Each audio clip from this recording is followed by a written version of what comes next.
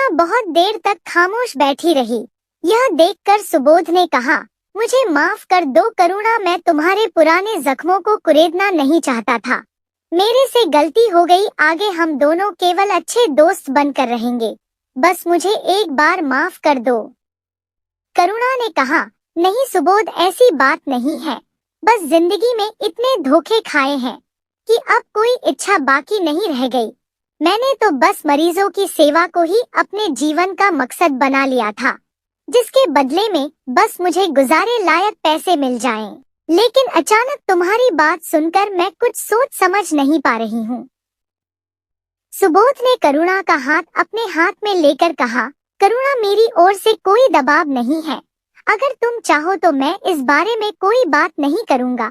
तुम भी भूल जाओ हमारे बीच कोई ऐसी बात हुई थी।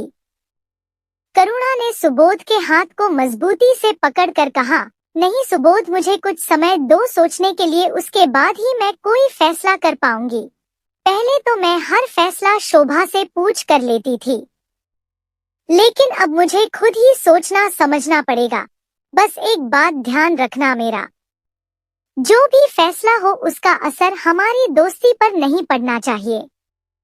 सुबोध ने करुणा से कहा, मैं भी यही चाहता हूँ। चलो अब मैं चलता हूँ, परसों चलने के लिए तैयार रहना।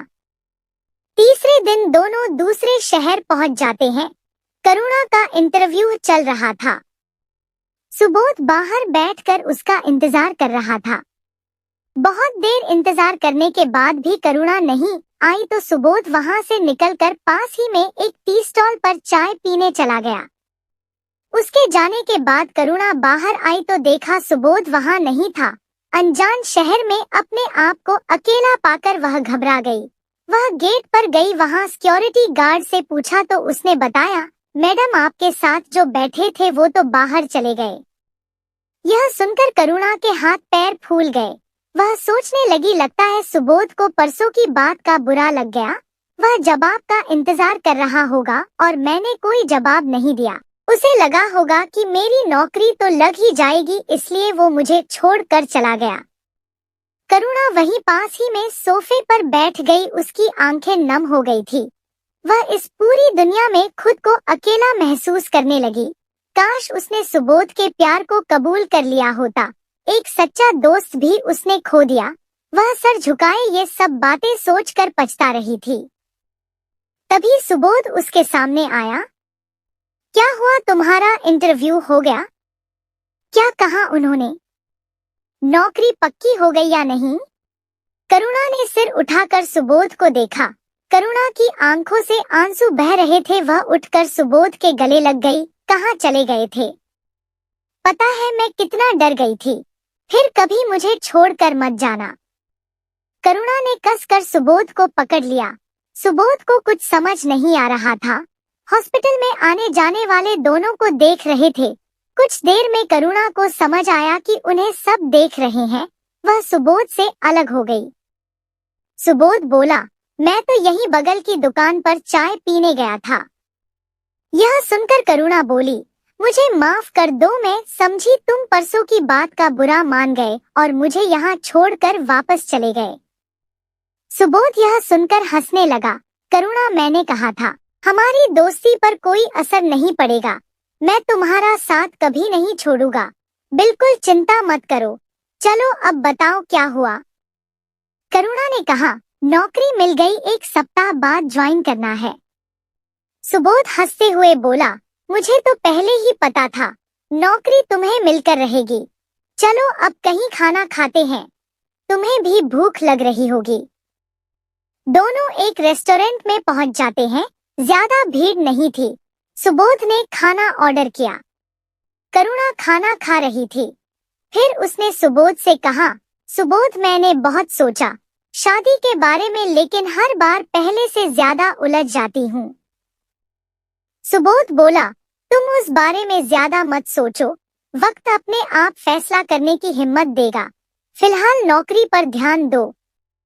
करुणा ने सुबोध का हाथ अपने हाथ में लेते हुए कहा, नहीं सुबोध, जब आज तुम्हें कुछ देर के लिए खो दिया तो मुझे मेरा जवाब मिल गया। मैं तुमसे शादी करने के लिए तैयार हूँ।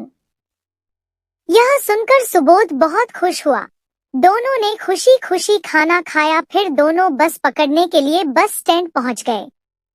बस में बैठे बैठे करुणा ने सुबोध से पूछा, सुबोध, तुम तो मेरी पिछली जिंदगी के बारे में सब कुछ जानते हो, लेकिन मैं तुम्हारे बारे में कुछ नहीं जानती। सुबोध ने करुणा का हाथ में लेते हुए कहा, करुणा, मेरी जिंदगी में बताने जैसा कुछ भी नहीं है।